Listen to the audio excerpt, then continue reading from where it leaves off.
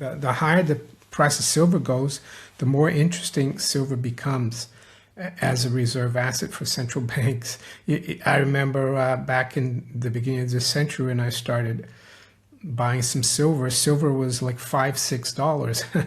It wasn't worth for central banks to keep bulky silver as a reserve, but at 120, where we are now approximately, or even 200 or 500, it's a different story. Silver's following gold, and gold broke out really in beginning of 2024 through that 2000, 2100 level, and it's taken off since then. There's been some corrections along the way, but silver had been still even below 30 up until recently, and then finally went through there last year and then tested 50, and 50 of course has been like a ceiling since 1980, historically as well.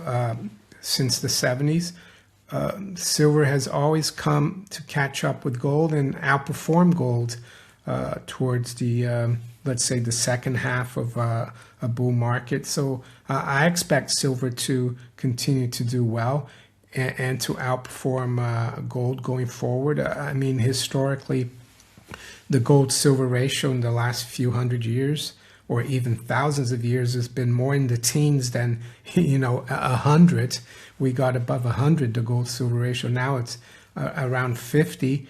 It's a lot lower than we were in the last few years, but it's still right in the middle of a range, I would say, of the historical norm. That's right. I mean, just think of it in your own situation. For example, if you bought gold 20 years ago at $400 and now it's at 5,000, you're going to value it at the market price, and you might want to sell some to pay off some debt or to invest in something. So it's the same thing for governments. The U.S., they've had the price of gold, the U.S. Treasury, set at $42.22 since 1973. It's called the statutory price. And they issued gold certificates for the Federal Reserve. They hold that, and it's worth $11 billion. Yeah, and there's been a lot of speculation since last year about them maybe revaluing it. It would mean a windfall for them without adding debt to the system. Yeah, and I think the reason they haven't done it before is because by doing that, revaluing it, they admit that gold is really supreme as money, not the fiat dollar. So they'll try to hold off doing that as much as possible. But now with all the debt and this affordability crisis, which I think is more just currency debasement, right? President Trump is desperate to please the bottom 50% who haven't really benefited from all the inflation and the inflation of financial assets before the election. So I think it's a very strong possibility that they will revalue it and have a windfall. Even if they revalued it to just above 4,000, they'd have an extra $1 trillion to play with. If they revise it to 5, a little more, and so on. And they could always do layered. They could revalue it this year and then in 2 years, and keep doing that.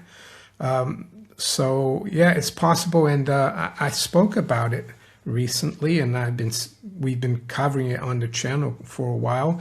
And even a guy called Colin, I think, Weiss or Barry, I think it's Colin, from the Fed, he wrote something about that for the Federal Reserve Board back in August last year about revaluation. So it is something they're thinking about. Middle to beginning of last year, 2025, there was a lot of speculation of gold flows flowing into the United States. There was a mystery buyer on the commodity exchange that only seemed to be willing to buy at the COMEX, no other exchange. Do you have any speculation as to what might have happened there? And on the gold flow side, what are we seeing currently? Is there anything to glean or learn from gold flows currently? Yeah, I mean, one big thing that's happening is with Tether, the stablecoin, they've been buying a lot of gold, and they've been buying also shares in gold royalty companies.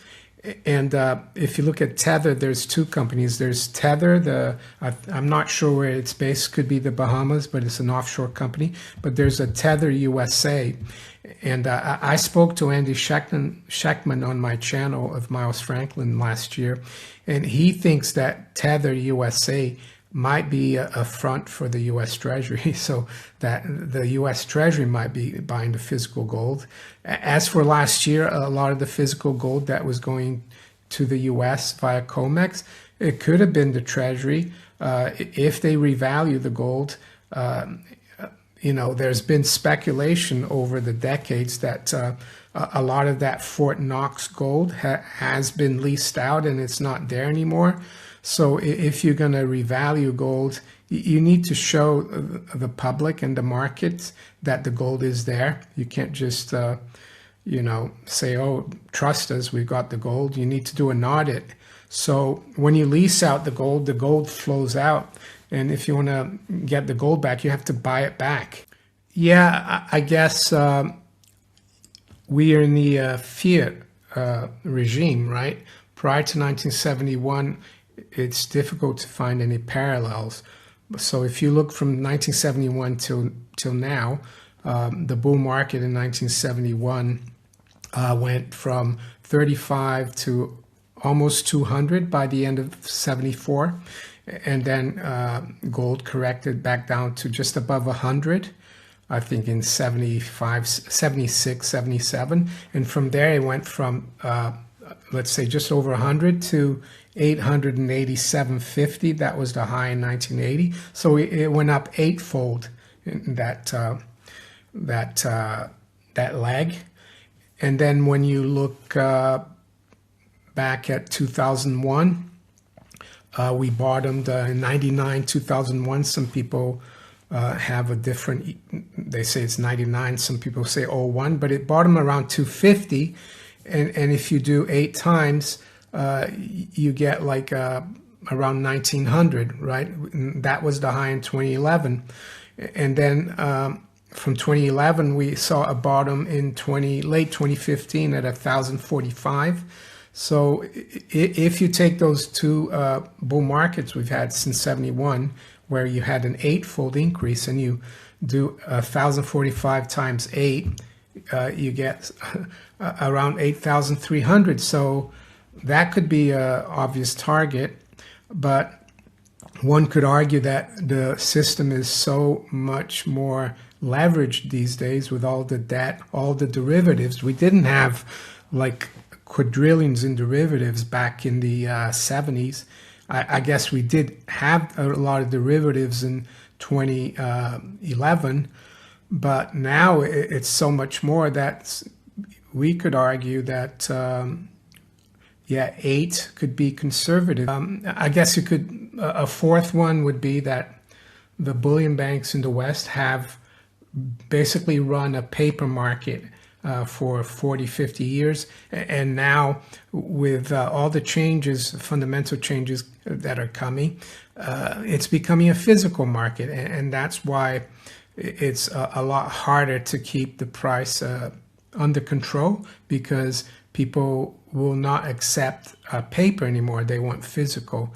And that reduces the supply, artificial supply of gold in the market. Hong Kong is going to be a really important part of the Shanghai Gold Exchange. Like you said, I think there is a lot of speculation in China, and the Chinese are probably bigger capitalists than we are in the West, but that exchange there is a physical exchange. COMEX, the gold contract was created back in December 31st, 1974 to be exact. That was one day before gold became legal again. And we've seen WikiLeaks documents from that time that bullion dealers in London advised the Treasury and the State Department that opening a gold futures contract for gold was going to be a good way to keep the market speculative, to keep Americans from buying physical, because they don't want that. The bankers don't want you to have physical. So, but Shanghai is completely different. It's a physical market.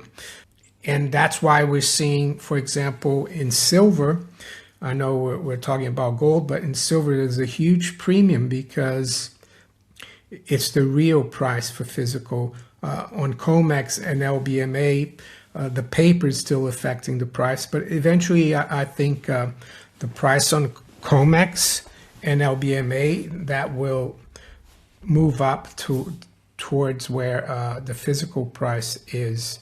And yeah, physical trading allows the markets to discover the price. It's not a price fixing scenario like in the paper market. The second one is the debt, the fact that the debt is becoming more and more difficult to carry. I think the world has like over $300 trillion in debt. And the bond market as well, that's going into reverse. And by that I mean the bull market we had since 1981 to 2020. That's over, and interest rates and yields are going up now. So it's becoming more and more difficult for governments to finance their debt. So what they're doing is they're using financial repression. They're trying to keep rates artificially low, as artificially low as possible. They're also tinkering with the CPI numbers so that they don't have to pay people out as much. And investors, the smart money and the bond vigilantes, they notice that. And that's why they're moving away from gold. Sorry, not from gold, but from treasuries. So yeah, they're going to keep inflating. And the debt's going to keep growing. And if we can't get GDP to grow faster, and I think it's going to be difficult because government is crowding out the private sector, then they're going to have to start printing to pay the interest on the debt, to pay off debt that's coming up for renewal. And that's what leads to hyperinflation. That's what the Germans resorted to back in the 1920s. And it's a very dangerous environment. And the problem is the longer you leave it, the more probable that it is that it will happen. Mario, silver is a very interesting topic as well, because is it fair to say that what we're seeing there with that bifurcation between Shanghai and the West, New York, and commodity exchange in New York, this almost $10 split per ounce on silver currently, that this is an exaggerated form of what we're also potentially seeing on gold? Yeah, I mean, I don't think there is much of a premium right now on gold, but I think last year at one point there was.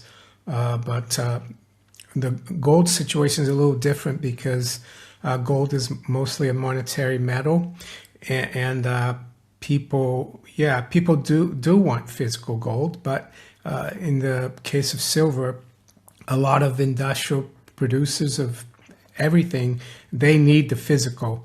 So, and the stock to flow ratio of silver isn't as big as gold. So you probably know that with silver, there's been a deficit for the last 5-6 years. With gold, there isn't so much of a problem, but it's possible to happen as well between the West and the East. The other indicator people look at is the Dow gold ratio. Also, you look back at history, back in 1932 or 3, it bottomed at 2 to 1. 1980, it bottomed at 1 to 1. So, and every time it bottoms, it's when the credit market is flushed out and everything starts again.